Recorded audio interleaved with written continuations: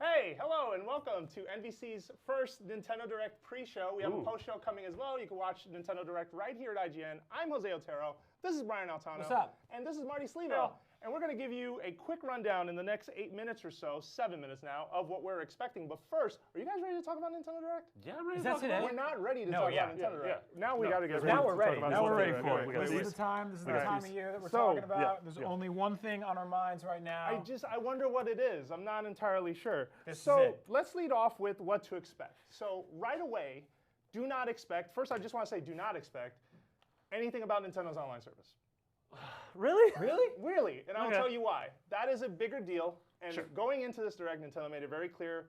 We're talking about 3DS, we're talking about Switch, we're mainly focusing on ARMS and Splatoon. Yeah. Despite those being online games, I feel like if the online service was getting talked about, that would be mentioned. That would be like that foot forward. Yeah, I would that's say a bullet point. when Nintendo says we're mainly focusing on this and this, that means there's a sliver right there at the end, which you can fit Animal Crossing, Breath of the Wild 2, Metroid Fusion, anything you want goes right in that little sliver. So That's what it's all about. I agree with you that there is the element of surprise with any Nintendo Direct, but I do think that this is completely skipping. But let's talk about what to expect. Let's start with Switch games. Obviously, Mario Kart 8 Deluxe gets a mention because guess what? That game is coming out relatively soon, April 28th. Yeah. That's going to be out in stores. Yeah, I'm stoked for that.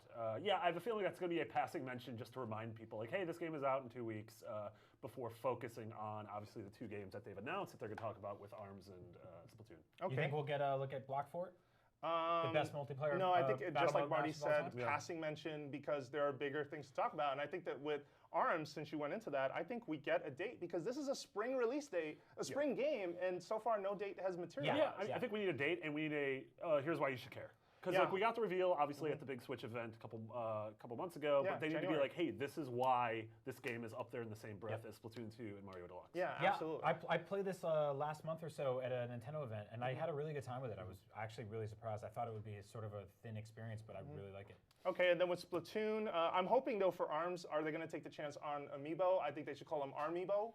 I like I love that. I love that. Start the campaign I'm putting now. a moratorium on. You can't announce any new Amiibo until the ones we've wanted are out. Oh yeah. I like that. All All right. Let's move forward. Splatoon. Do we get a release date? Yes or no? No, I think we get a vague late summer. Okay. No, I agree with you. Yeah. I think you got to put a release date down. You already did the sort of global test fire. I imagine they'll do another one of those, and people are hyped for it. Like there's an icon on my system now that reminds me every day that Splatoon is coming to the Nintendo Switch. Yeah. And I want to play it. Like I really liked what I played so far. Nintendo also has to do a better job of pushing back on the perception right now that this is Splatoon 1.5. I don't think the test fire did that. The test fire instead just showed you, hey, Splatoon 2 works really great over the internet if you had a good day with connections and whatnot.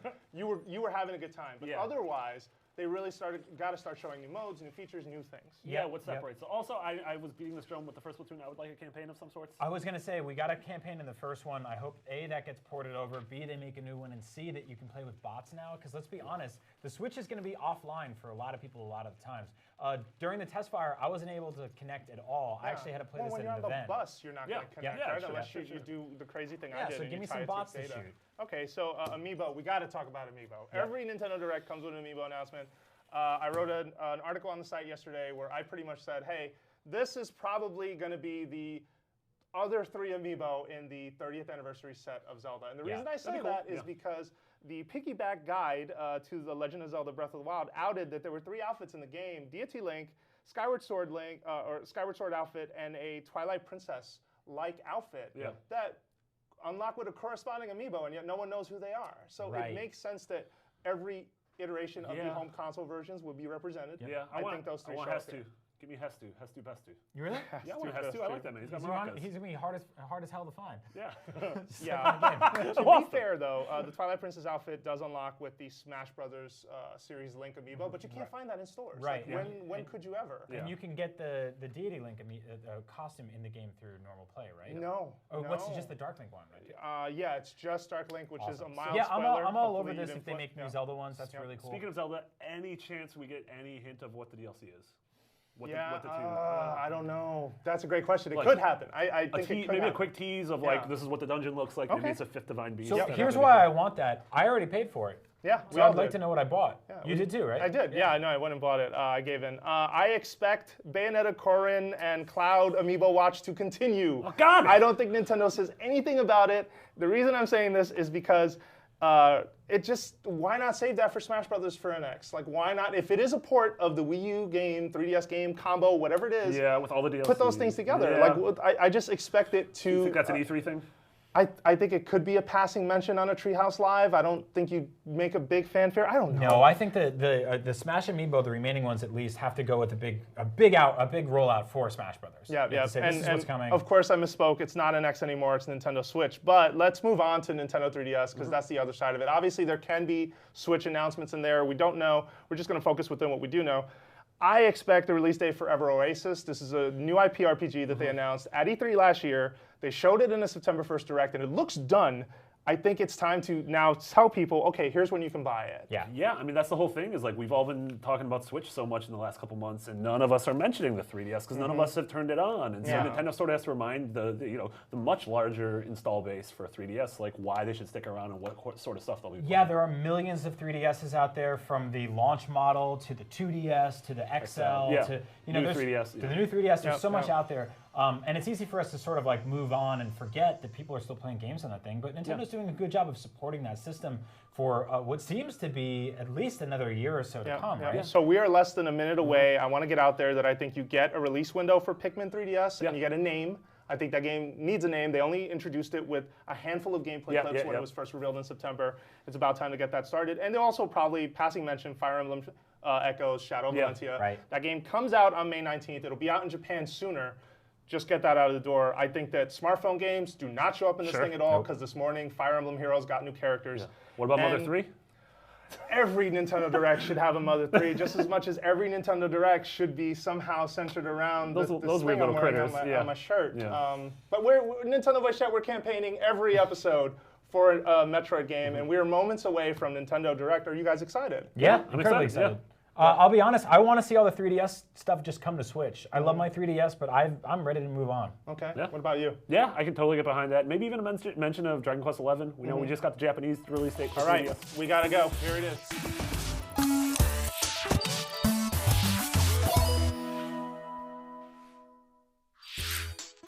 Hi everyone, welcome to Nintendo Direct. I'm Yoshiaki Koizumi from Nintendo, and I'll be your guide. Nintendo Direct will continue to deliver information on a variety of products, including Nintendo Switch. Today, we'll take a deeper dive into ARMS and Splatoon 2. But first, let's start with Nintendo 3DS. All right, time to speed run through some headlines. One fateful trip through the stars. Captain Olimar lost control of the SS Dolphin II and crash landed on a new planet inhabited by Pikmin. And his first 2D platformer will give you a new perspective on his adorably fierce partners. They'll explore the planet secret by secret to find thousands of sparklium seeds and treasure to refuel his ship. Use the touchscreen to throw Pikmin into action and team up like never before. Will our half-pint hero find a way to save himself? There's only one way to find out. The Hey Pikmin game rockets onto the Nintendo 3DS family of systems July 28th. That same day, the new Pikmin amiibo figure crops up on store shelves.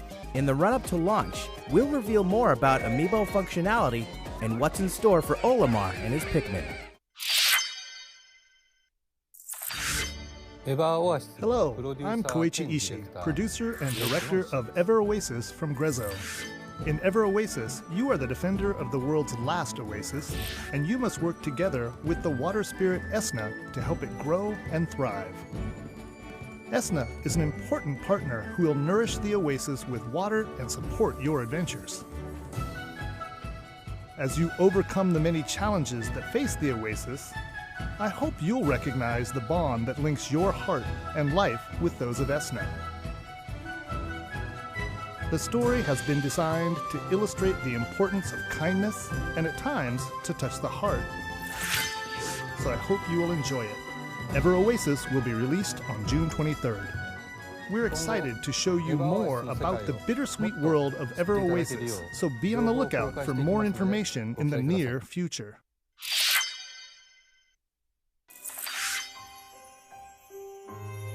Prepare to embark on an RPG adventure unlike anything the Monster Hunter series has ever known.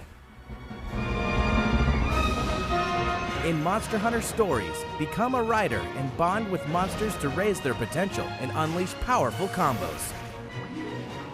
Players can fly, swim, and crash into new areas of the map. Discover eggs to collect and hatch. And participate in turn-based battles with a party of multiple monsters. Monster Hunter Stories launches on Nintendo 3DS this fall.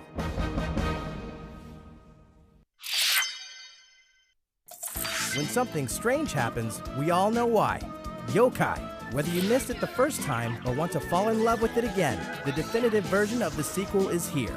Yokai Watch 2 Psychic Specters. You don't need to be a mind reader to know that the new exclusive quests will be wild. From the ability to befriend wicked yokai to the origin of Dark Nyan. You'll even hop a ride on the Hexpress to a new resort area. Plus, the fan-favorite multiplayer action mode has been expanded into Psychic Yokai Watch Blasters, which lets you team up with friends to battle new challenging bosses. Once again, the time has come to get inspirited by the world of yokai in fall of 2017. NIS America is bringing some of their best to the West. The Cold Step series is celebrating its 20th anniversary. And what better way than with the release of Cold Step Revolt on Nintendo 3DS. Hundreds of cards means endless strategy in the newest entry of this popular card meets board game mashup. It's releasing August 29th in both standard and limited edition.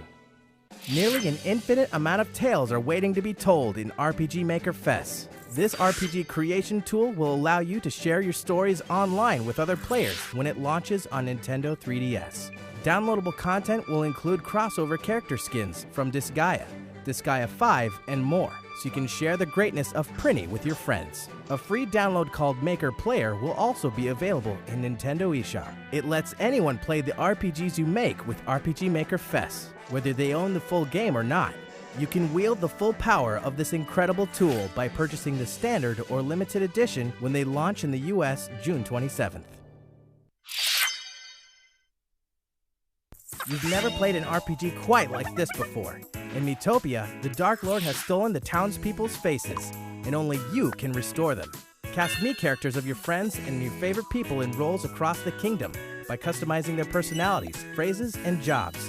As you journey across the land, your allies will bond, or even fight, so manage their room assignments and watch the hilarity unfold. Together you'll battle enemies, hunt treasure, and open up new areas of the map. The turn-based battles are straight out of a JRPG, except with a twist. Your allies have a mind of their own. The relationships you build affect their performance in battle. As their bonds deepen, they'll learn new abilities. And with a high friendship status, they may even team up for attacks. Defeat an enemy and you'll earn XP, which can be used to unlock more abilities. Imagine casting one of your best friends as a gritty warrior, or seeing your boss as a pop star. In Miitopia, you'll have that power, and many, many more, when the game launches later this year. Fire Emblem Echoes Shadows of Valentia will take the series back to its roots, but one modern enhancement will expand your adventure. Downloadable content. Some of it will be free, and some will be paid. But no matter what, you can expect new maps and dungeons that will test your strategic merit, while earning you more experience, items, or gold. You may even learn more about character backstories. This content can be purchased individually, in packs, or all at once through a season pass, so you can access each as soon as it's released. Keep your eyes on the horizon for full details, including release timing. This year marks Kirby's 25th anniversary. In celebration, we've prepared a few fun little surprises. First, the Team Kirby Clash Deluxe game is headed to Nintendo eShop on Nintendo 3DS. In this co-op action game, Kirby, Kirby, Kirby, and Kirby must unite to do battle with giant enemies. Just select a quest in town and form a team from 4 roles: Sword Hero, Hammer Lord, Beam Mage, or Dr. Healmore. Go it alone or together with friends. There are tons of quests, plus a brand new challenge system. Team Kirby Clash Deluxe is a free-to-start game, and you can get started right away when it launches today. Next, Kirby's Blowout Blast is also headed to Nintendo 3DS systems, and that means Kirby is about to fight his way through a series of challenging 3D worlds. As you fight through 25+ stages, the more enemies you inhale, the more firepower you'll wield. The stages are bigger than in Kirby 3D Rumble, and the challenges too. Wipe out entire troops of enemies all at once, and go for a bronze, silver, or gold star when the game becomes available for purchase this summer, exclusively in Nintendo eShop. And last but not least, a new multiplayer action game is in development for Nintendo 3DS systems. This title will be available in stores and on Nintendo eShop this holiday, so you can say that 2017 is Kirby's big year. In an odd twist of fate, a box is the last defense against annihilation. Luckily, QB is no ordinary box. Adorable phenomena known as Q-Babies lend him 4 new powers in the final game of the Box Boy trilogy. Create boxes to climb, hover, warp, and bomb your way to salvation. Do whatever it takes to solve more than 100 puzzles across 18+ deadly worlds, and destroy the black smoke once and for all. Survive new hazards, beat new challenges, use new powers like the Box Rocket, and dress for success with amiibo costumes. If you have save data of the first 2 games, you can play this one with a Game Boy or monochromatic filter on. Try a demo for all 3 games today, and check out boxboy.nintendo.com for more info. Or better yet, just purchase and download the latest installment in the series, created by HAL Laboratory, the developers behind the Kirby series. Bye Bye Box Boy launches today on Nintendo eShop for Nintendo 3DS. 3 new amiibo figures of Link from past entries of the Legend of Zelda series will journey onto store shelves June 23rd. Plus, amiibo figures for Cloud, Corrin, and Bayonetta will roll into stores on July 21st. Each one will be available in 2 versions, but some will only be available at select retailers.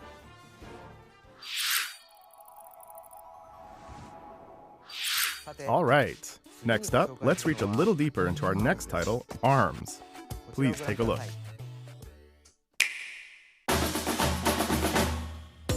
Hi there, ladies and gents. I'm Biff, your trusty ARMS commentator. I'm usually pretty quiet, but I'm always game to talk about the ARMS game. The one with the weaponized extendable arms. So let's get into it. Now stay tuned and always stay in arm's reach. Sorry, couldn't resist. Yep, you guessed it. The biggest feature is the weaponry fighters attached to their fists, called arms.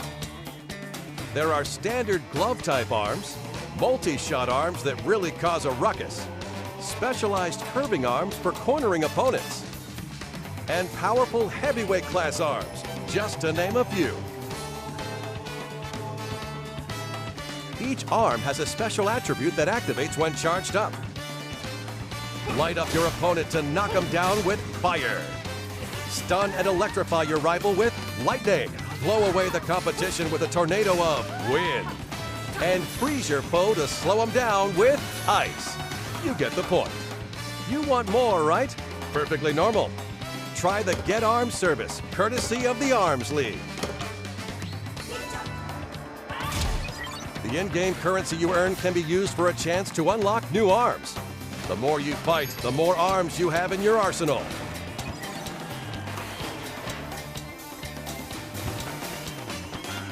There's a veritable treasure trove of arms on offer, and the fighters who use them are pretty tricky themselves. The comeback king of spring, the rocket girl who never flinches, the elusive ninja, one tough mummy, and my idol, Ribbon Girl. Their unique traits are as distinguished as the fighters themselves. Not to mention, each one can mix and match any 2 available arms. That's right, fighting fans. The game gets deeper and deeper as players discover new combinations of fighters and arms. Now get a load of this. Today, I'll give you a peek into how deep the strategy can get and how much it depends on your own approach to arming and using a fighter in an actual match.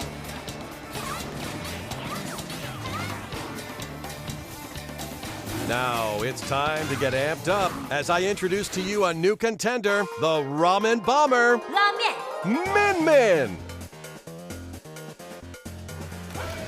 Min Min is one spicy noodle-wielding fighter. When she dodges in the air, she can also kick down enemy attacks. Wait. You didn't think punches are the only attacks in arms, did you?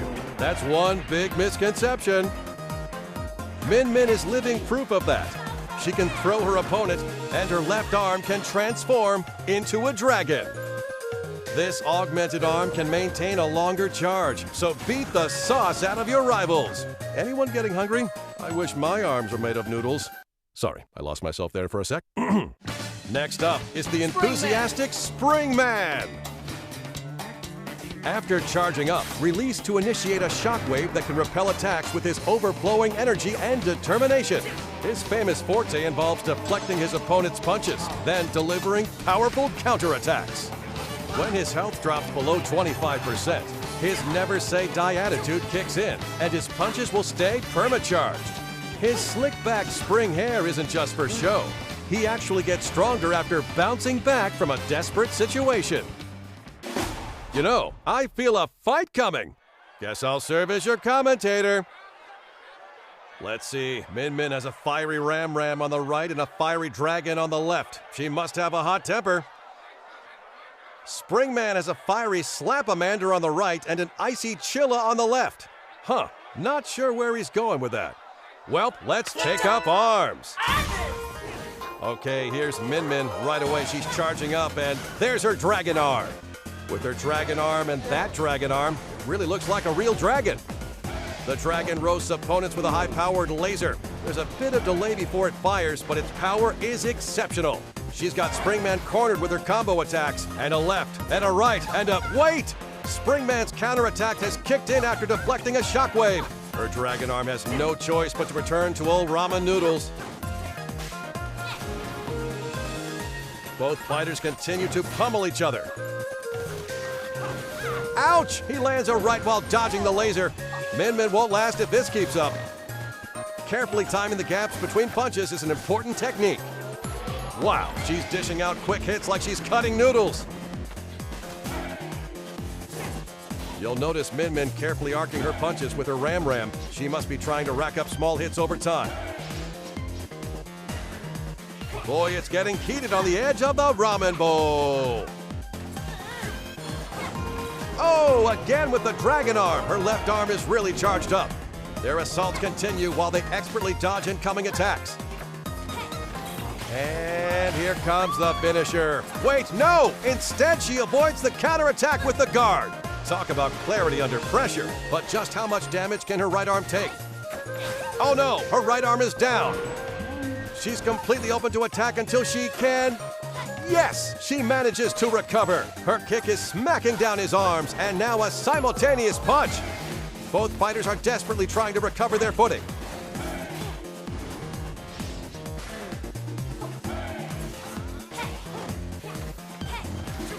Bam! He took that powered-up dragon, and it's not looking good. Springman's last hope is his special comeback. He'll never give up. Min Min has to finish this match before it's too late. Can she seal the deal? Yes, she did, thanks to her dragon's laser. Min Min steals the win. So how'd that strike you? From the fighters to their arms and abilities, there's an arsenal of techniques to unleash, and the rivalry is heating up. Now that is ARMS. And when I say rivalry, I'm not just talking about one-on-one matches. Sometimes you just gotta shake things up with some 2-on-2 action. We got a lot more hiding up our long sleeves, so please stay tuned. Stretch the limits of your fighting skills when ARMS launches June 16th. Until next time, fighting fans.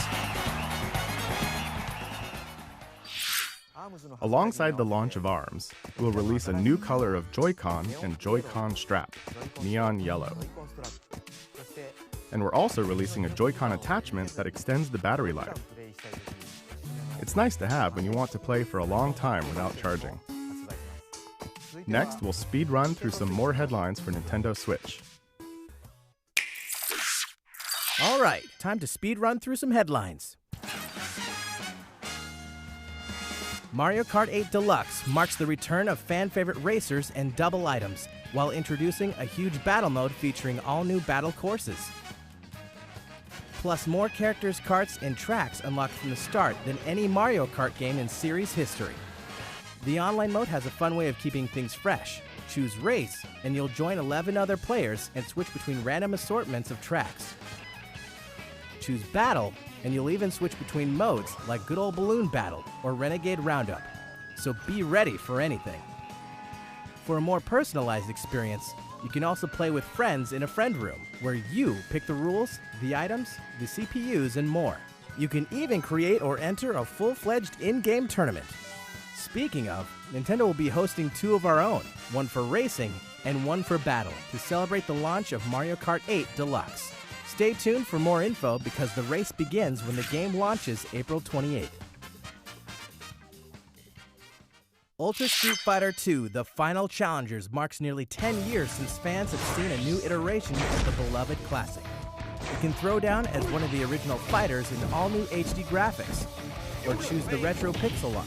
Ultra Street Fighter II also features 2 new playable characters, the first new additions in the classic roster in over 20 years. Evil Ryu has succumbed to the murderous Satsui no Hado, and M. Bison has brainwashed his friend, creating Violet Ken, bringing the roster to 19 fighters. See who reigns supreme in fierce local or online multiplayer competitions. For a change of pace, the all-new Way of the Hado mode lets you throw a Hadouken from a first-person perspective. And 2-player co-op battles give you and a friend 1 health bar for 2-player versus CPU beatdowns. Want to take it easy? Activate special moves with 1 button in handheld mode, using the light battle feature. No matter what, take the fight with you on Nintendo Switch. Ultra Street Fighter II: The Final Challengers launches May 26th. Minecraft, one of the most popular games of all time, is coming to Nintendo Switch. It's a game about placing blocks and going on adventures. Explore randomly generated worlds and build amazing things from the simplest homes to the grandest of castles. Play in creative mode with unlimited resources, or mine deep into the world in survival mode, crafting weapons and armor to fend off dangerous mobs. You don't have to explore or build the world alone though. Up to 8 crafters can play together online, while 4 can join each other in local multiplayer on the TV or in tabletop mode, supporting both split screen and the Nintendo Switch Pro controller. Nintendo and Minecraft fans alike will also be happy to learn that the Super Mario Mashup Pack will be launching on the Nintendo Switch console. Play and explore a world full of classic characters and places from the Mario universe. Minecraft Nintendo Switch Edition, including the Super Mario Mashup Pack, will launch on Nintendo eShop May 11th and in stores at a later date. Happy building! Neo Geo masterpieces make awesome additions to any arcade, and Nintendo Switch is no different. In fact, arcade classic Samurai Showdown 4 will be available tomorrow. Look out for these other Golden Age greats coming soon. 99% of the world is dangling in the evil clutches of Eggman and his terrifying new power. But never fear. Sonic is here to face the danger. Now fight back. Free the world from Eggman using the Blue Blur's stylish high-speed moves. And who is this alternate version of Sonic, summoned to this world by Eggman? Can he survive all the traps and return to his home world?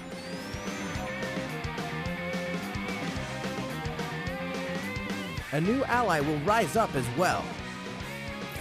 Sonic Forces Races to the West, Holiday 2017.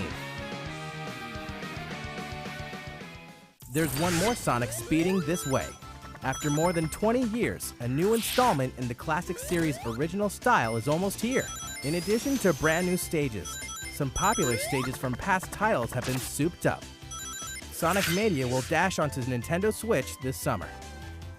Project Nakuru is one big battle of an action game in which players compete by flipping panels. There's only one rule you need to know. Stomp a panel and it'll change to your color. Fight to win by changing the most panels to your color and blow up your opponents. Sometimes flipping panels can yield items. They can boost your movement speed and panel flipping power. Play with friends in 4-player local multiplayer, or connect to the internet to face down opponents the world over. Look out for this title exclusively on Nintendo eShop for Nintendo Switch this summer.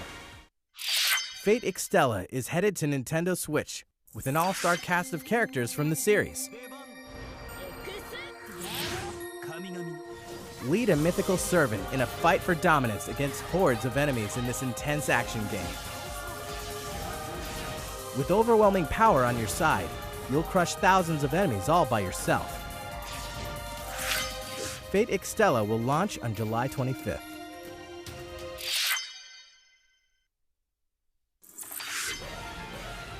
Tactical, dangerous, over the top, Disgaea 5 Complete is many things, with many distinct characters.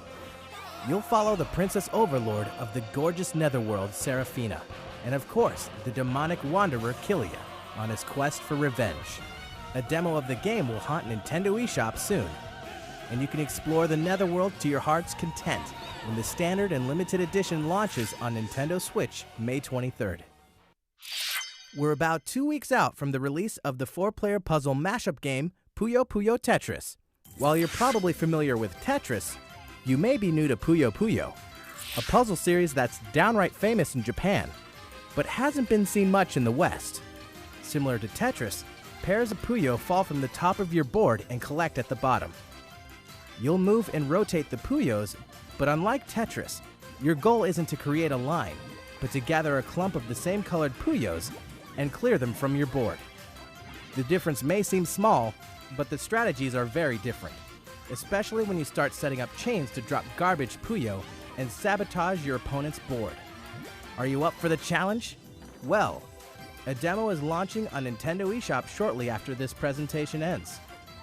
The demo will give you a taste of both the solo arcade and multiplayer arcade modes. Unsure how to play? Well, don't worry. Lessons mode is included as well. Give it a try. One of the most famous board games ever is coming to Nintendo Switch. Now up to 6 players can enjoy Monopoly in a whole new way, and bring the board game to life anywhere at any time. With HD Rumble, it even feels like the dice are rolling in your hand. There are exclusive tokens to earn, new boards to discover, and new rules that will change your strategy. Be ready for more additional content, new twists and interactions as you take over the whole board when the game launches this fall. Rayman Legends Definitive Edition is the ultimate version of the award-winning game. Pick your favorite character and get absorbed once again into the mythical glade of dreams. The gang must run, jump, and smack their way through different worlds to save the day and discover the secrets of each legendary painting. Exclusive to the Nintendo Switch, The Kung Foot experience now offers a solo mode and a tournament mode for pitting up to 8 teams against each other. You can also connect 2 consoles for playing in local co-op. Get ready for a lot of laughs when the game launches later this year. If you're game for something different, then THQ Nordic has your back. The dieselpunk shoot-'em-up game Cinemora X was co-developed by Grasshopper Manufacture and Digital Reality. Find out what choices you'd make if you knew exactly how much life you had left to live when this stirring tale of honor and morality launches on Nintendo Switch this summer, complete with a local co-op and versus mode. Battle Chasers Night War is an RPG inspired by console classics and based on the fan-favorite Battle Chasers comic book series. You can dive deep into its dungeons and even deeper into its turn-based combat when the game releases first on Nintendo Switch in late summer. Getting paid to be the bad guys is as sweet of a gig as ever in Payday 2 for Nintendo Switch. Okay, let's do this. You and 3 other players can band together for intense co-op action and rise to the top of the criminal underworld for bigger jobs and better paydays. Use the cash you stash to customize your character with new skills that change the way you play. A huge amount of Payday 2 content will be released on Nintendo Switch, so it'll be high time to open this vault later this year. Some of the most popular Namco games of all time are headed to Nintendo Switch. With Namco Museum, you can play classics like Pac-Man, Galaga, or Splatterhouse anytime, anywhere. And multiplayer favorites like Rolling Thunder, Sky Kid, and Tank Force are perfect for local co-op with family and friends. You can use the standard horizontal display, or even switch to a vertical layout for that classic arcade feel. Stop and resume your gameplay at any time with ease while testing your skills in fun challenge modes designed for each game. The classic fun begins when Namco Museum comes to Nintendo eShop on Nintendo Switch this summer. We're happy to confirm that limited quantities of the standalone Nintendo Switch dock will be available for purchase May 19th. You can hook up an extra dock to a separate TV, so you can switch from one to the other without unplugging your main setup. If you're interested, it's available at participating retailers or head to store.nintendo.com. Grab 3 of your best Inkling teammates and fire up your Wii U console, because Battlefy is hosting the Splatoon US Inkling Open, the online event you've been waiting for. If you're 18 years or older and based in the US, you can register your team at battlefy.com/Splatoon, where you'll also find details, rules, and tournament times. Who knows? If you splat with the best of them, you may even win a trip to E3 2017. Well, let's dive into our last game of the day, Splatoon 2. I hope you like it.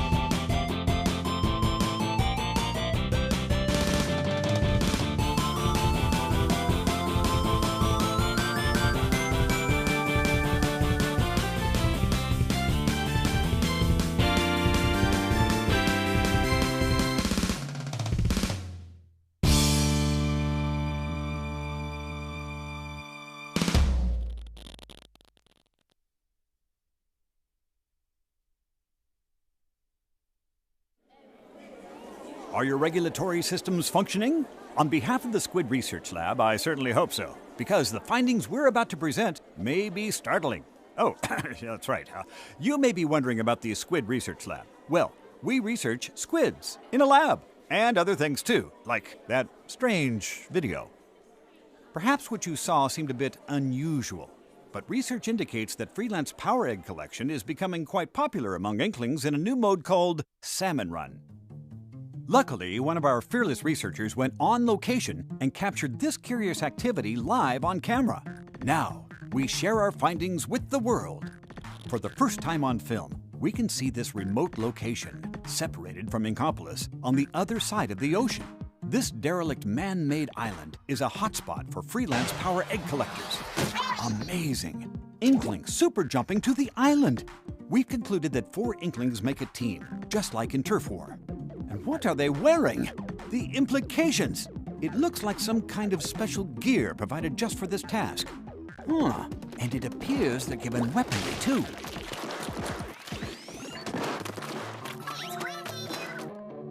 It's a power egg collector's job to defeat creatures of the salmonid genus who habitually attack for some unknown reason. And it's not just one wave, which is a plus when you're collecting power eggs. As you can see, they can be acquired from debilitated salmonid. It may sound easy, but what's this? Some sort of salmonid. To tell the truth, it's unlike anything we've ever seen. Just wait till I tell my boss. Oh, that's it. It's a special kind of boss salmonid that Inklings are paid a bounty to hunt. I'm afraid our brave squid friends are no match for this beast. At least, not with their current strategy. Oh, one of the Inklings is down. And another.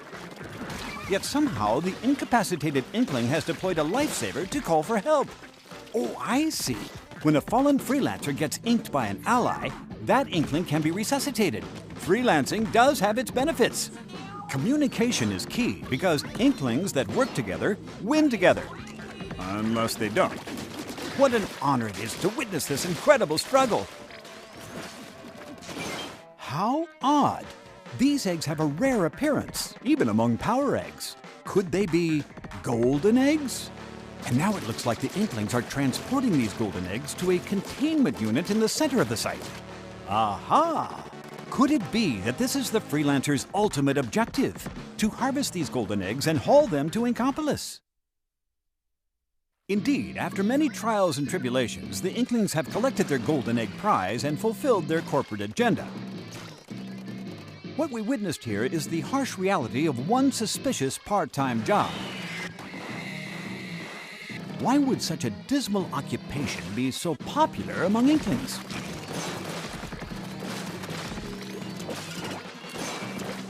Well, it might be due to the rewards. I've heard they're quite, fresh, is it? More research may be required.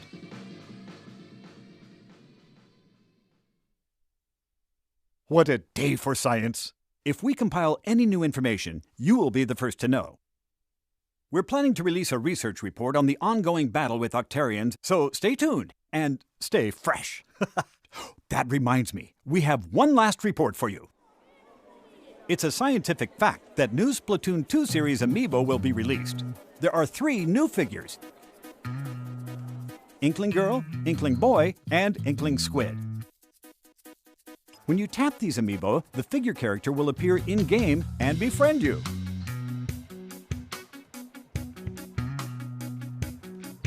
Befriend an amiibo character and they'll remember your favorite outfits, weapons, gear, and option settings. Tap your amiibo on the customization menu screen and you can swap your outfit with the amiibo figure's outfit. I'd imagine it comes in handy when waging turf wars at a friend's house. To conduct your own research, try snapping a photo with your amiibo friend. That way you can both wear your favorite outfits.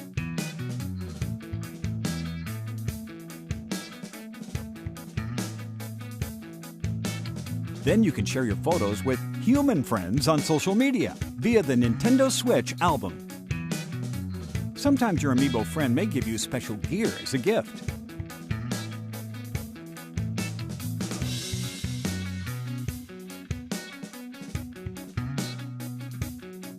The game is compatible with previously released Splatoon amiibo figures as well.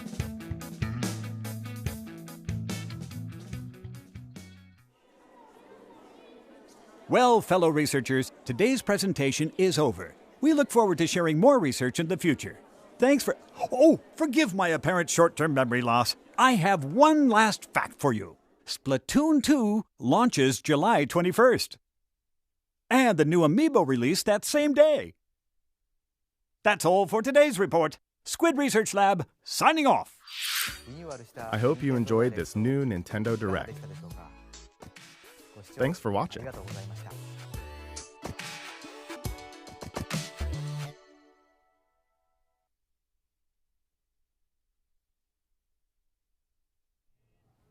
Welcome back. I'm Jose Otero. This is Brian Altano. Hey. And this is Marty Steva. And we are Nintendo Voice Chat here, IGN's official sort of Nintendo show. And Brian is causing powers with his mind. But causing some special effects with his mind. But let's ask now.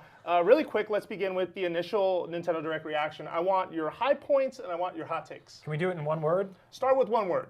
Busy. Busy. Okay, explain in a second. What would you say? Oh, that would have been my word. This is 2 words, release dates. Okay. Right. Which I was super impressed by. Okay. You know, one of the big problems throughout the entire life of the Wii U was that Nintendo would release a game, we would turn on our system, play it, and then they'd go dark for a while. Yeah. Right. What this did is showed us a reason why seemingly every week up through Splatoon's launch, we are going to have something to play. And it also showed us why 3DS, is still relevant. It seems like we're getting big tentpole first-party stuff every month or so, and then a bunch of cool sort of like retro or indie or third-party things in between, which is literally exactly the perfect scenario for Nintendo Switch. That's exactly what you want, So people wanted. You said busy. Why would you say busy? Just format-wise, if you look at the average sort of E3 press conference, they're usually sort of like drawn out, a little more slower pace. There's long-winding. The old versions had a lot of PowerPoint slides. The new versions have devs who come on and talk sort of ad nauseum. This was sometimes 10, 20, 30 seconds. Boom, brand new topic. Boom, brand new announcement. Sometimes it was almost like, wait, did they announce a new thing? Okay, did they announce a new hardware? Are they new They jokingly said, let's speedrun through headlines at the start, and I was not prepared for just how much and how quickly the information was being presented. It was almost like there was at one point during the show, while we were watching this here, you said, breathe. Take a minute to breathe. I mean, the format felt like WarioWare, and I thought at the end we'd get WarioWare, and I was just like, oh, maybe this is all like there's a reason for the map. Maybe instead of WarioWare games now we just get them in playable and press conference format. So my word for this Direct would be middling, and I say that because I think the first-party stuff still looks good. I feel like there's also a promise for more coming. They're going to have a lot more to say about Splatoon. I think they're struggling to present what ARMS is. I think that fight went on way too long. And I thought that when we got to the third-party stuff, at least on Switch, I still don't see big, exciting announcements. I see stuff that has existed in other places before. Granted, there's a lot of genre variety there, and I think that they deserve credit for that. And I would not take that credit away. And we're going to get into it, but like even, and I think there were smart moves in there, like getting Minecraft on there early. You brought that up when we were just sitting here. Yeah, I think if you look at the Nintendo Switch launching out the gate, really strong, really fast, sort of like, think about it like F-Zero, right? You hit the button at the right time, you get that jump start. This was sort of like a little speed ramp to get them to E3. I don't think this is I don't think we needed the biggest thing in the world to carry them over, but I agree with that point. I think that like we're getting a lot at E3, and like I was saying to you before this even started, depending on how good or bad something like this is, right? A Nintendo Direct, I think a weak Direct during the Wii U era was devastating. Middling Direct during the Nintendo Switch era right now, E3. right before E3, not so bad. I can handle that. And I will say they're giving 3DS a really good send-off, and we're going to get into that in a minute, but we're going to lead off with Switch stuff. But I do want to say, at least based on the first-party stuff, I feel like, okay, so far this Direct tells me you're saving Mario Odyssey, you're saving Splatoon, more Splatoon 2, Xenoblade 2, Fire Emblem Warriors, and other surprises Zelda as DLC. your focus for E3. Which I think is great. That's honestly. smart. Like, what I'm excited, also the fact that ARMS is releasing pretty much during E3 means they're not going to devote a lot of time to it at the press conference. I'm honestly hoping for a strong Mario push, games that haven't been announced, those games you mentioned, maybe talking about online, talking about Virtual Console. Okay, so let's drill down then. Let's start with Nintendo Switch games, and let's begin with, passing mention on Mario Kart 8, we knew that was going to happen April 28th. Let's lead off with Splatoon, which to me was a high point, because they started talking about Salmon Run, which is a sort of horde mode. It's a PvE mode that's in the game. That's great because it was very light on single-player content the first time around. How'd you guys think it looked? Splatoon, or Nintendo as a whole, is one of those, like, we haven't had a lot of games that support a horde mode-ish mode on a Nintendo console. There's stuff like, Halo, Gears, Uncharted. These all have those sort of things. It's cool that a tentpole Nintendo first-party game is getting that, because horde mode like that is awesome. So I'm really stoked to be playing I found the art direction at this level very fascinating on a Splatoon level, because usually they're sort of bright and neon and energized, and this is dark and grim and like gross. It looks like a fish, like a really sad fishing show. Like, I like it. No, yeah, and there's a grim apocalypse to Splatoon that is not mentioned except in like text form. Right. I feel like this is the first time they've actually shown it to people. They also showed like these new enemies, these chum. I like that the whole presentation for Splatoon continues to be this nature special that you just kind of wandered into. This was like the dark chapter of the nature special. I like this a lot, and they become overrun. Like we were saying in the pre-show, we want more content that'll work offline. I'm hoping that's what this leans into. Yeah, then maybe you could play with bots. Yeah, that's a great point. Yeah, but you were saying one of the things they really needed to do was sort of differentiate weapon-wise and ability-wise why this is different than Splatoon 1. And aside from the sort of down-and-out ability to revive a teammate, we didn't really get that in terms of weapons. Yeah, and I almost wonder if going through the footage again, will we see things they haven't shown before? Maybe, I couldn't tell just quickly watching, but trust us to go through this footage. Of course. There's a thin line with sequels between if it ain't broke, don't fix it, and reinvent the wheel. Yeah. And I think this is sort of treading that carefully right now, no pun intended, but I really hope that we do start to see this game absolutely define itself as a brand new entry in the franchise, and not what just feels like more cool stuff from the original game. All right, so then let's lean into ARMS at this point. So ARMS has so Splatoon 2, by the way, is coming out July 21st. ARMS is released June 16th, which is the week of E3 2017. That's it's not that great for Friday. business. I don't know how I feel about that. Yeah. But it is just in time for the spring deadline that Nintendo set when they announced the title back in January. Right. But let's talk about what they showed. So Min Min, a new character who has ramen arms. And a ramen stage that was set in like a ramen bowl. Yeah, it looked like a ramen bowl, absolutely. And they showed briefly a 2v2 mode that just looked crazy. And they staged a battle with an announcer that, to me, this went too long. Yeah. But granted, let's look at this for what it is.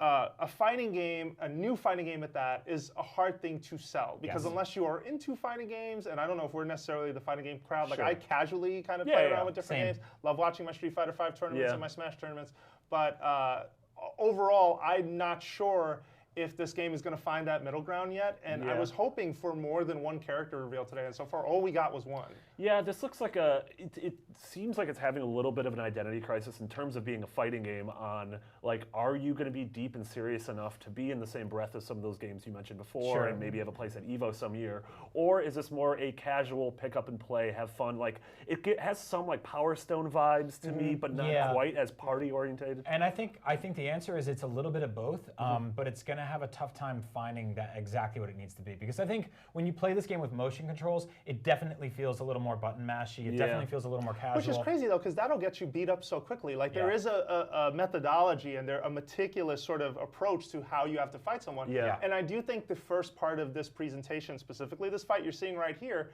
is showing you that. I just think it went on a little too long. It needed a bit more energy. You know, when you think of some other fighting games, this is not to knock this for not having this, but there's sort of a flare at the end, like, oh man, they have their super, it's going to go down. I feel like I didn't really get that here, even though I may have gotten it and just, it happened and I didn't even notice. I think characters are really going to define this, and if people lock into the ones they really love, you might get a sort of like, I am getting minor like sort of Overwatch vibes from the way they're color and art direction. The color, art direction, the way they're sort of overemphasizing the character, which is a very good place to be, right? And the setting was cool, the art direction's awesome, it's bright and beautiful. I just want to see like how this really pans out. Like if you buy this game, is this going to be something that you'll predominantly want to play in single player, multiplayer? My one worry is that everything I've seen so far, nothing looks bad, but the whole thing seems slight a little bit. Like I just don't know what the meat and potatoes here yet. And that's not saying there aren't going to be. That's just saying that I haven't really seen them yet. I agree. And I think the 2v2 mode is a smart way to at least get into some of that. I was hoping they would go more into what this game is. Instead, it started with a recap and then led to this fight, which again, I wasn't overjoyed with. But let's move on then with one more ARMS-related thing, which was that they announced a Neon Joy-Con set. A Neon Joy-Con strap. So if you're familiar with Joy-Con pricing, that's $80 for two of them. The color's really rad, and then you have also a strap attachment that can go with it for $7.99 normally. At least those are U.S. prices. And you know, this thing is bizarre. So this is called the Joy-Con AA battery accessory. This to me rolls right off the tongue. Rolls right off the tongue, and it it's sort of a thoughtful accessory that I don't think anyone wanted. And when I say thoughtful, what I mean by that is just that they're taking into consideration the folks that play ARMS are going to forget to basically attach them to their system to charge them. So that you don't have to go through the wait. You just slap these things on, you're ready to go. It looks like they attach by the rail, but that's not the thing that drains power the fastest. Well, except when you're playing portably, which is the issue, right? Like the Switch itself needs a battery pack.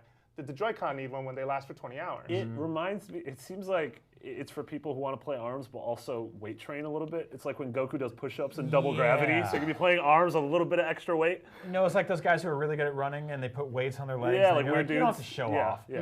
This is kind of asked a question like, who is this for specifically? But I will say that the neon Joy-Cons are really cool. Yes, when we first saw the Joy-Con colors, we geeked out about the fact that like Nintendo is constantly re-releasing different colored 3DSs, but going through that whole process of like system transfers and buying a brand new system for $200, it's kind of not ideal, right? But the idea of here, I mean, Per Schneider, who does NVC with us, he has a whole bunch of different Joy-Cons, and he's like, today I'm going to go double blue. I'll go red. It's like choosing a tie. Accessorize. Yeah, exactly. And I think it's cool that this yellow one is very much like the yellow in the title of ARMS. And so that clues me in that I could totally see for Splatoon we get these neon green and purples. For Mario we get red and white, and I think that's a cool movement. Well, here's the thing, right? No matter how we feel about the Joy-Con AA battery pack accessory, I'm saying it right for the sake of saying it right. I will say though that this is the first time so far with Switch where they've released something that is an attachment to the system itself. Yeah, that's a good point. This is going to continue. Like I don't know what the accessories will be, and I don't think we could even in our most lucid dreams. But I believe that there will be games that will come out with a specific accessory attached to what it does and why. Do you remember when the 3DS got the boat? The Frankenstick boat? I think this is going to be that for the Switch. Yeah, but hopefully not as garish or as repulsive. Uncomfortable. No, that thing was comfortable. It was just ugly to look at. All right, so we had Minecraft Switch Edition is coming May 11th, and that it supports 8 players online, 4 in local multiplayer, even in tabletop mode. You can play 4-player split screen. That's cool. And it includes the Super Mario Mashup Pack. Retail version will ship later. So it includes, right? It's not like, that's not separate DLC. Yes. No, okay, it's in the pack. Included in the pack. I think that's really cool. You can buy whatever Minecraft DLC has come out that is cleared. You can't have the Microsoft. I mean, this is undeniably huge. This is one of the biggest video games ever in the history of the medium.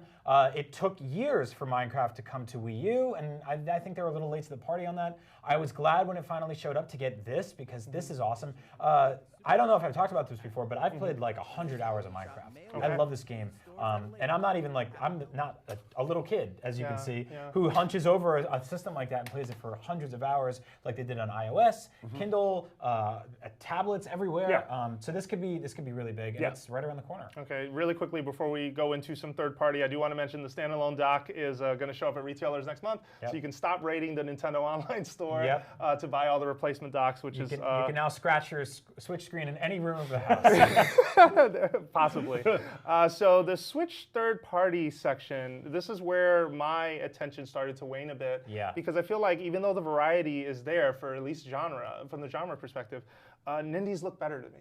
Nindies honestly look better to me. The Nindies presentation the week of the Switch launch was more exciting to me. I mean, a lot of the third-party stuff I looked at and was like, well, why isn't it more than that? When we got Rayman Legends, I was like, well, why isn't also Rayman Origins and just pack all of them in together? Well, when we got Legends is sort of like a hybrid of like it's both, got a, but you're right. Yeah, but then we got Monopoly, and you said immediately, you're like, there are officially licensed like Zelda, Pokemon, Mario Monopolies, like.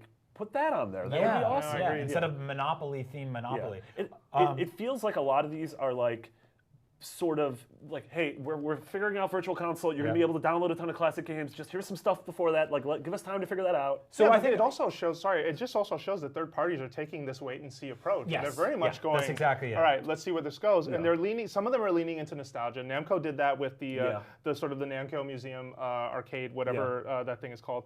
Sega is obviously leaning into that a bit with Sonic. I mean, Sonic is a classic IP. And then you have Capcom, who's doing it with Ultra Street Fighter 2. And then you had all those SNK games like you have Archives as well. So it just feels like for the majority of third party, they're just leading into old stuff.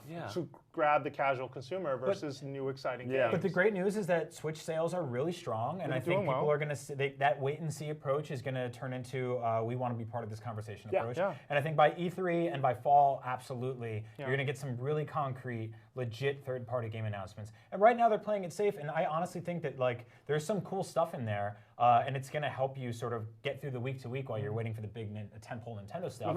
But yeah, I want more. So speaking of that, then let's run down what got announced with a date. Just tell me what you thought. Quick hot take. You got a minute. Don't spend too much time. So Puyo Puyo Tetris, April 25th. Yeah, I'm playing it now. We'll talk about that next week. Don't stream it. You'll get arrested. Okay, Disgaea 5 complete May 23rd.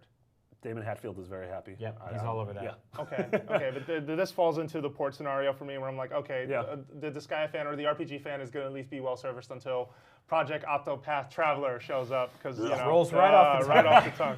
All right, Ultra Street Fighter 2: The Final Challengers, May 26th. I'm excited for this game only because I'm always excited for Street Fighter 2. I think I bought it every time it comes out. Yeah, I think I'm not excited for the Hado whatever mode. I think that's a bit silly for me. Yeah. But in terms of being able to pull out a controller and anywhere, just drop a challenge on someone and be play like, one of the best games of all time. There's some interesting new ideas in this. The 2-on-1 mode that they're adding, the new Violent Ken, which spoilers, Ken was always violent. The whole game is about street fighting. I still think the pricing's a little much, $40, but we'll see who jumps on that. Yeah. Fate Extella is out July 25th. This is a Musou Dragon Warrior style game that just didn't look good. It really did not look like it looked sort of ugly and garish. This might be one of those games that looks great when you're holding that screen up to your face, but I think it did not demo well here today. No, it didn't look good. Project Mekura, which is out this summer. It's the butt-stomping Mies game that they talked about at GDC.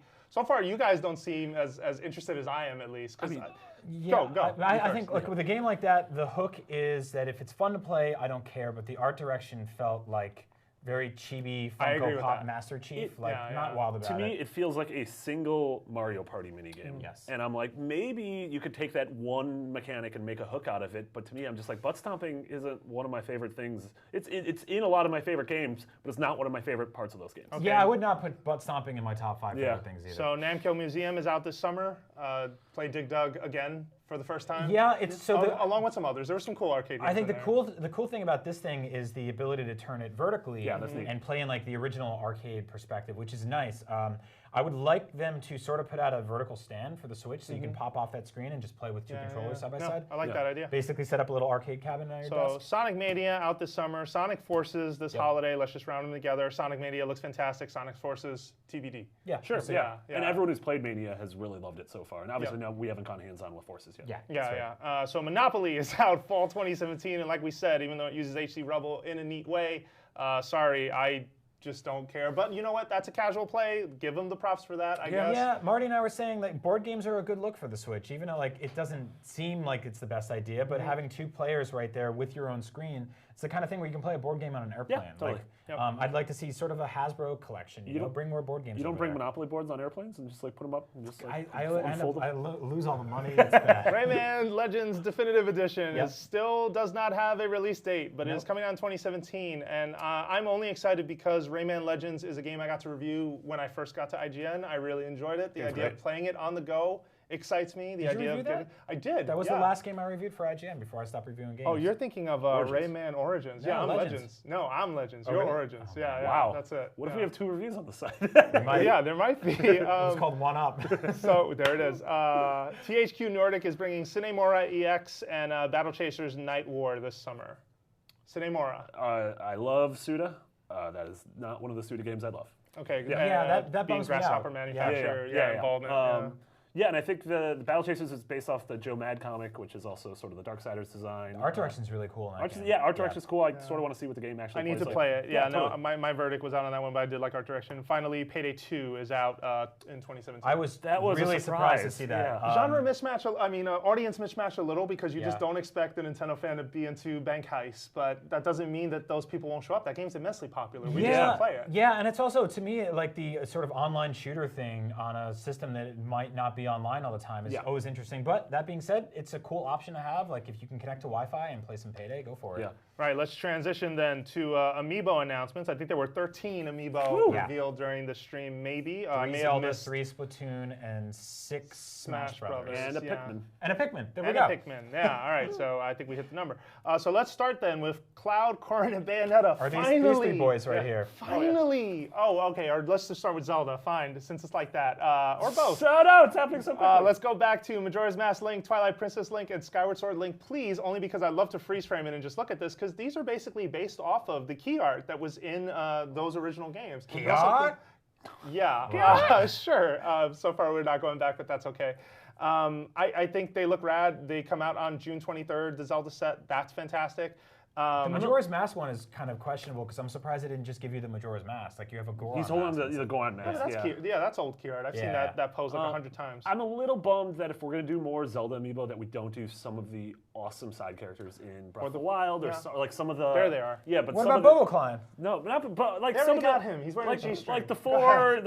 No, they're not called Guardians. What are they? Yeah. The Keepers of the Divine Beast. Yeah. Like the 4 of them would be cool. I want that sexy the fish champions. man. Yeah, the champions. Yeah. Look at those ice heels that Skyward Sword Link is wearing. Yeah, those occasionally show up, but you can see Nintendo's doing a much better job at masking that. They've been knocking it out of the park as far as some of the amiibo designs go. Now let's talk about the Cloud, Corrin, and Bayonetta amiibo. Let's look at those on the screen. Finally, 19 months later, I did the math while we were waiting.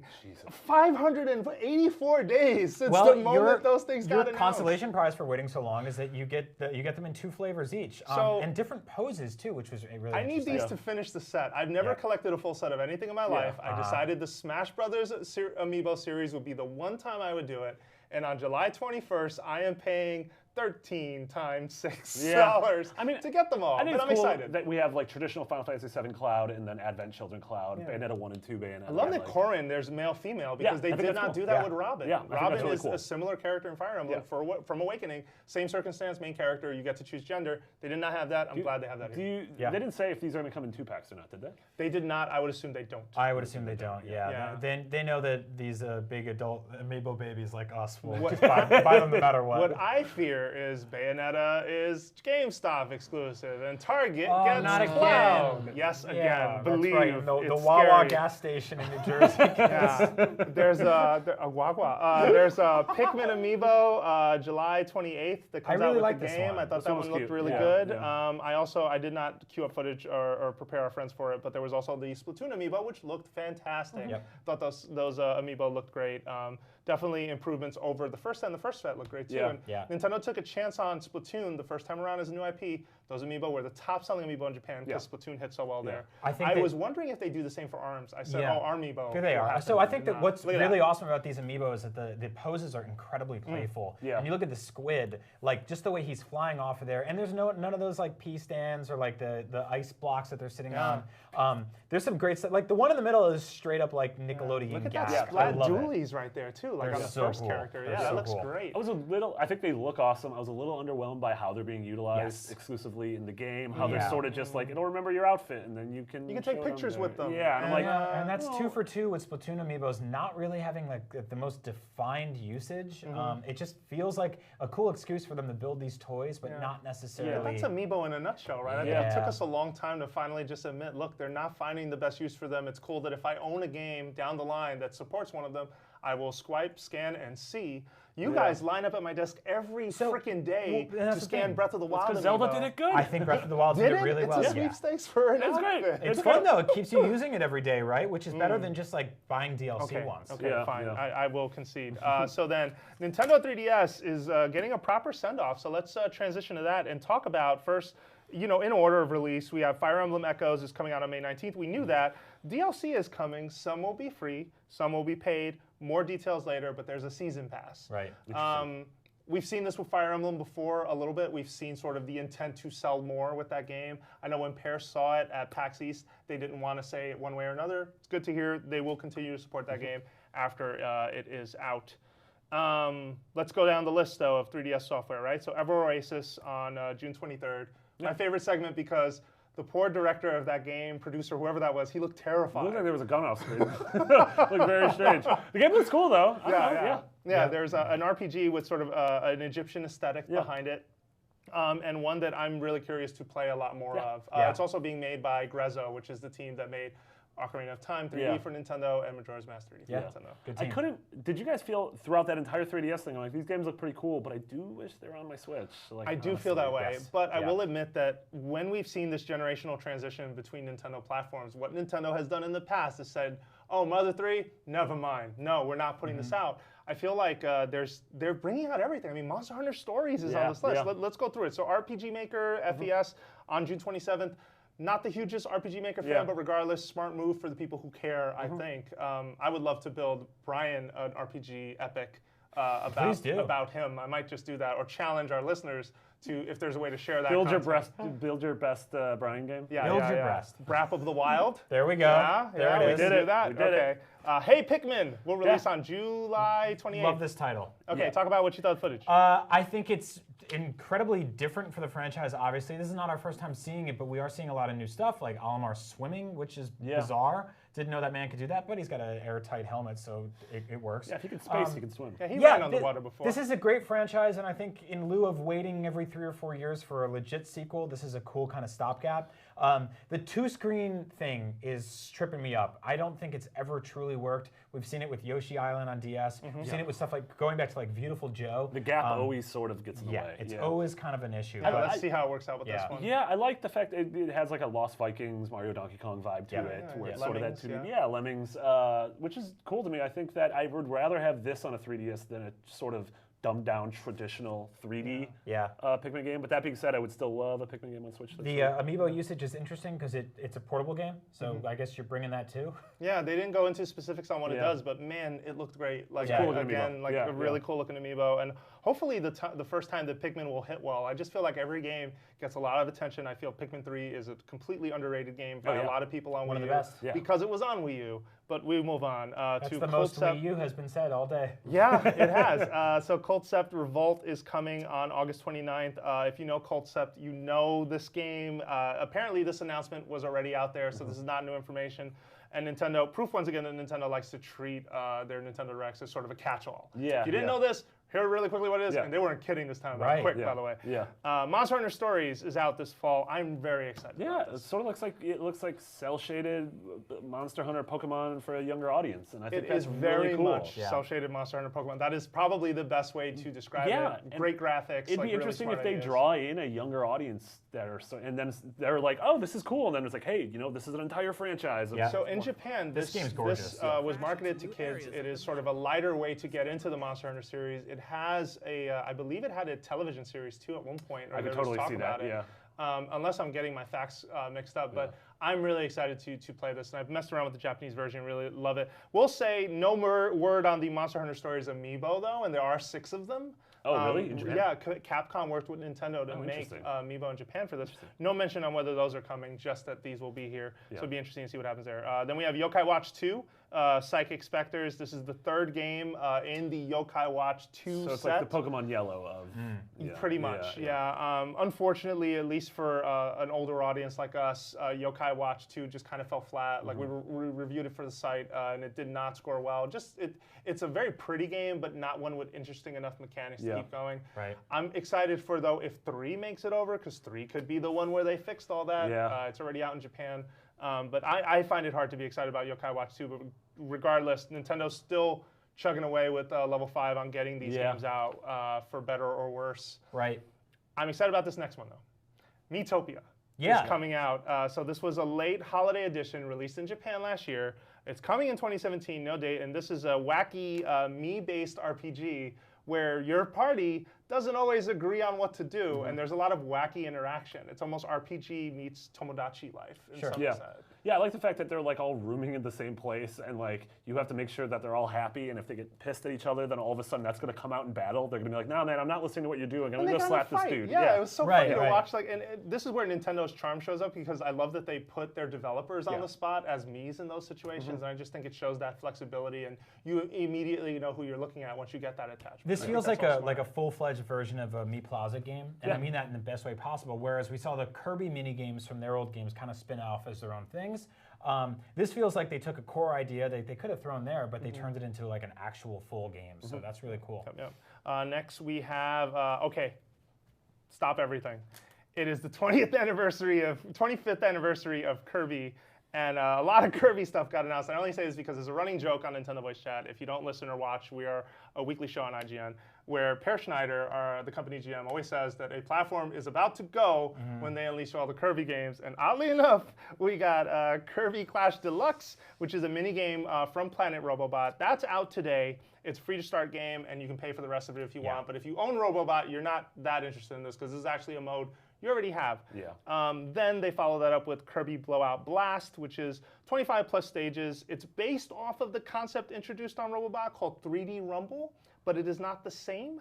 And that one is going to be out, I believe, this summer. It's not out yet. What's your reaction so far to these, by the way? I mean, for this one specifically, I'm like, just play Smash Brothers. Like, it's already there, and Kirby's in it. Yeah. So is a bunch of Kirby characters. Like, this looked cool. I thought this mode looked cool. Yeah. So this is the most interesting one because this feels like the most new thing. Everything else is like, if you're a Kirby fan, you have these games on your 3DS already because you bought them. I just love that the Kirby team takes a chance on these minigames and then will release them later for folks who maybe said, you know what, I pass on Robobot, but I want to play a co-op game. Hopefully there's an audience that will sort of jump into it and like it. This next announcement, there's a new multiplayer Kirby action game for 3DS. It has no title. All they want you to know is that this thing exists. Working title. Also, it will be out this holiday. According to Per, it's probably the last 3DS game ever. Really? Probably. Per is tweeting that right now. Yeah, that checks out. Yeah. I agree. And then we have Bye Bye Box Boy, which is out now. Will be released today. There's an eShop demo where you can play all 3 Box Boy games if you've never played any of them. And this is so the Box Boy series is kind of this sort of small cult hit. I feel, at least within the office. I know I've put a lot of time into it. You've played it. Per's played it. Really clever puzzle design made by HAL Labs, the guys behind the Kirby series. Yeah. Sure. Yeah, I put it in the same vein as like Pushmo, where it's these really smart, really sort of small, tight puzzle games with a really strong aesthetic. I love the fact that if you have Box Boy 1 and 2, that you can sort of get that monochrome, like almost like the original Game Boy aesthetic. These amiibos functionality is really cute too. Yeah, totally. I like that functionality. Yeah, and the Box Boy amiibo is not part of this set. Which there is a Box Boy amiibo that was released in Japan, and there's a way I think to buy them if you're in Australia or something. I can't remember. I think the online retailer has it.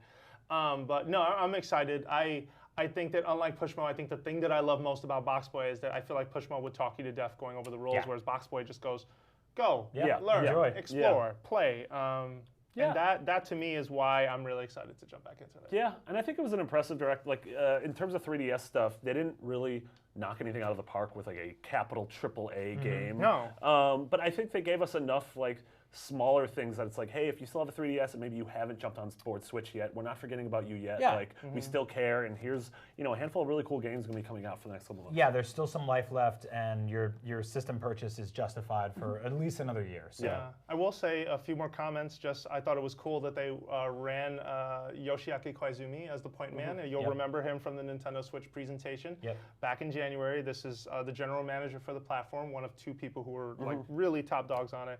And I'm really happy to just see more of him. I feel like he is the new face for them and for this system specifically.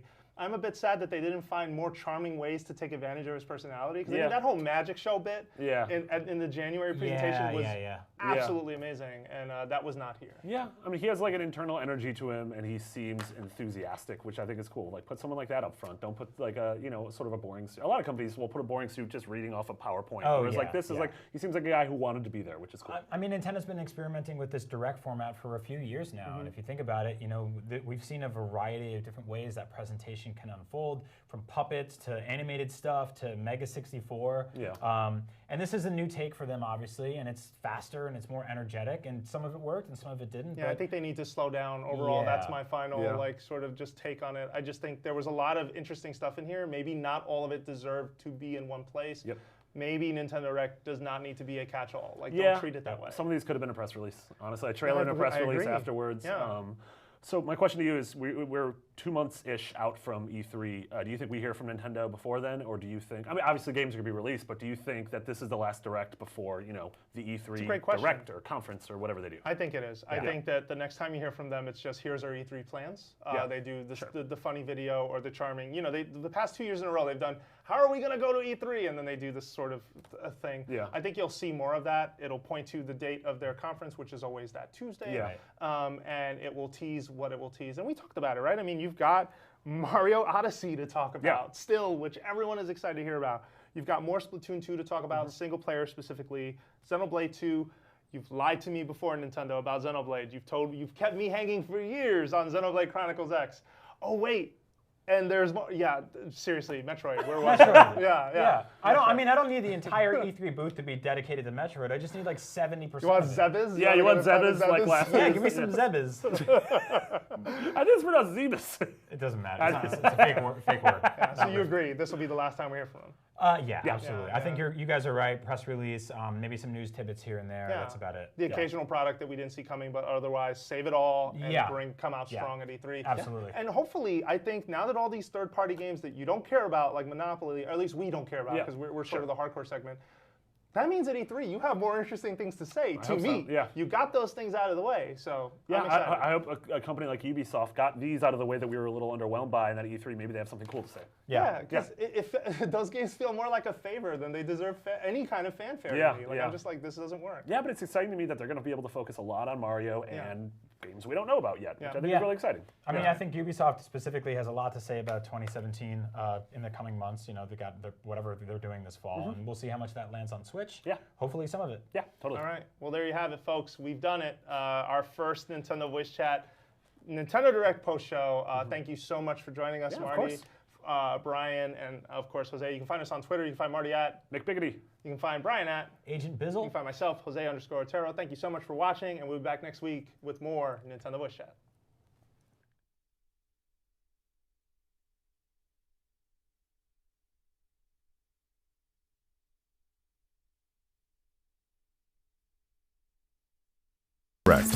I'm Yoshiaki Koizumi from Nintendo, and I'll be your guide.